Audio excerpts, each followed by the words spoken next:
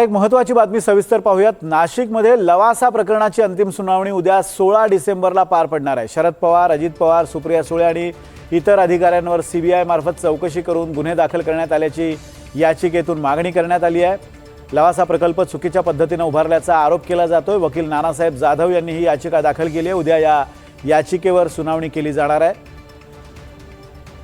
ज्यांच्यावर आरोप आहेत त्या सर्वांवर गुन्हे दाखल करण्याची मागणी या याचिकेच्या माध्यमातून करण्यात आली आहे।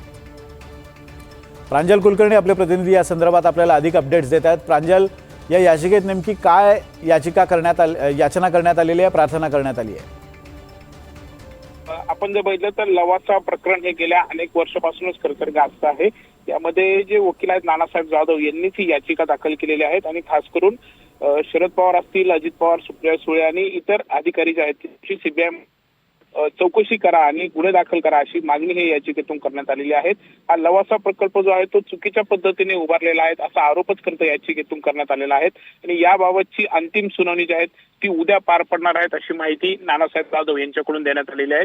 त्यामुळे एकंदरीतच उद्याच्या या सुनावणीकडे खरतर राजकीय वर्तुळाचं लक्ष लागलं आहे। आपण बघितलं तर आजच कुठेतरी महापालिकेच्या निवडणुकांचं बिगुल हे वाजलेलं आहे। सर्वच पक्षांनी आता जोरदार तयारीला देखील सुरुवात केली आहे आणि असं असताना दुसरीकडे उद्याची ही जी काही सुनावणी आहेत त्यामध्ये की काय होतंय, काही निकाल दिला जातो का किंवा काय नक्की घडामोडी घडतायत याकडे खरतर सर्वांचं लक्ष लागलंय। लवासा प्रकरणात नाशिकमधल्या न्यायालयात याचिका दाखल करण्यात आली आणि आता त्या संदर्भात तिथे सुनावणी होणार आहे। नाशिक लवासा प्रकरणी उद्या अंतिम सुनावणी पार पडणार आहे। शरद पवार, अजित पवार आणि सुप्रिया सुळेंविरोधात ही याचिका दाखल करण्यात आली आहे। नानासाहेब जाधव यांनी ही याचिका दाखल केली आहे। सीबीआय मार्फत चौकशी करून गुन्हे दाखल करा अशी मागणी या याचिकेद्वारे करण्यात आलेली आहे।